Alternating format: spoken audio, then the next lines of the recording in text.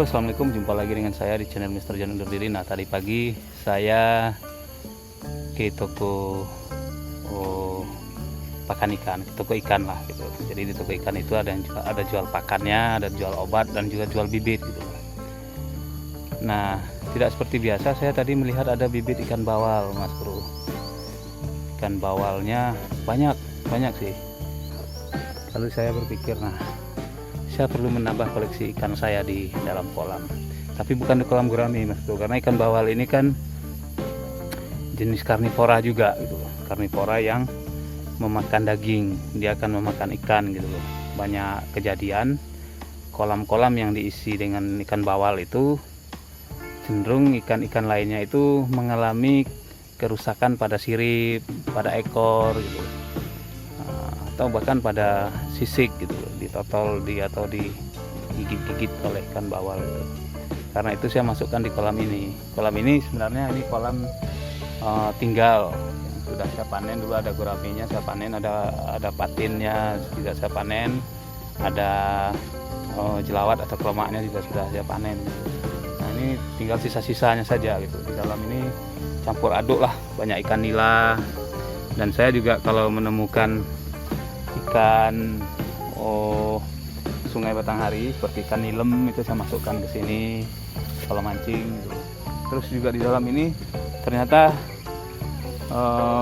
tidak disangka juga berkembang lobster air tawar, Mas Bro. Saya tidak tahu asalnya dari mana, tahu-tahu udah ada di kolam ini gitu. Mungkin dulu ketika saya memasukkan kan di kolam yang atas, yang kolam paling atas itu, ini berjalan-jalan terus pindah ke sini gitu. Nah, ini ikan bawalnya, Mas Bro. Nah, saya beli tidak banyak-banyak karena hanya untuk menambahin koleksi. Saya hanya beli ya 20 ekor, Mas Bro. Lumayan nih, 20 ekor itu harga 600 rupiah per ekor. Jadi hampir semahal gurami sih. Dan bisa dilihat juga dia memang tipe ikan seperti gurami, lebar-lebar gitu ya. 600 rupiah per ekor. Dan si penjual bilang memang ada banyak stok. Nah, saya mau pindahkan ke dalam ini dulu, nanti kita campur dengan air kolam untuk aklimatisasi.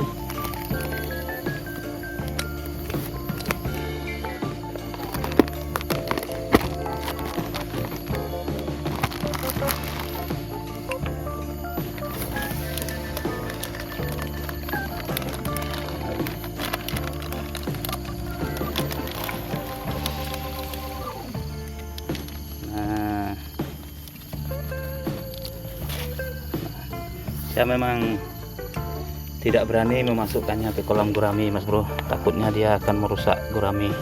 Padahal ibarat bertani, gurami itu tanaman utama saya. Ini bawal, Mas Bro.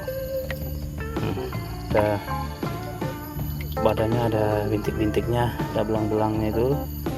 Terus siripnya kuning dan belakangnya sirip merah. Oh, ternyata dia cukup indah dan lebar. Nah, ini, Mas Bro, kita bisa lihat dari muncungnya seperti piranha tuh, giginya panjang-panjang. Nah, giginya yang panjang-panjang itu menunjukkan dia terbilang ikan buas. Dia akan memangsa ikan-ikan lain. Kalau yang sama besar dengan dia ya mungkin akan digigit-gigit siripnya atau apanya gitu loh. Ya, Mas Bro, ini 20 ekor, Mas Bro. Nah, saya campur dengan air ini. Nah, sudah sedikit. Tuh, ini dia.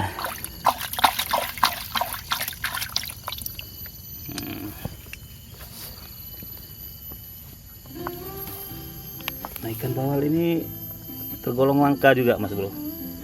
Saya tidak pernah menemukan dia di Sungai Batanghari, misalnya mancing gitu.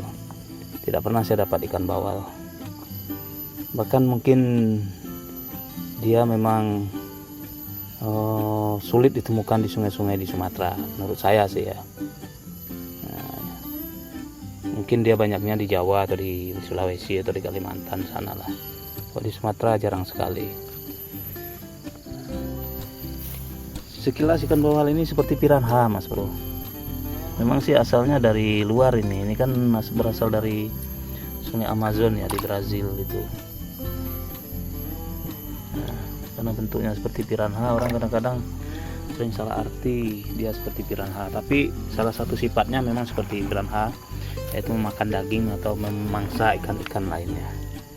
Tapi tidak apa-apa, ini saya masukkan di kolam ini karena di kolam ini banyak anak-anak ikan nila yang memang juga sulit membasminya kalau tidak dikuras. Maka saya kasih ikan bawal ini sehingga ikan bawalnya juga bertumbuh dengan besar.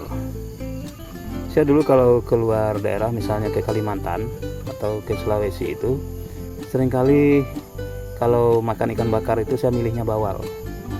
Atau kalau di Batam juga ada ikan bakar bawal, tapi bawalnya bawal laut ya, bukan bawal air tawar. Nah, ini bawal air tawar. Saya lepaskan saja, Mas Bro, ke kolam, kita lihat ya. Ini dia, ada ikan bawal, keluarlah. Nah ya, keluar aja. Trik. Nah, jangan tidur, keluar.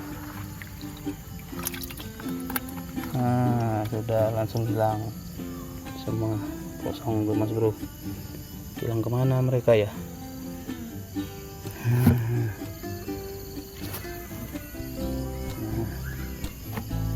Semoga lah dia menjadi penyeimbang di kolam ini sehingga tidak membuat ikan nila itu menjadi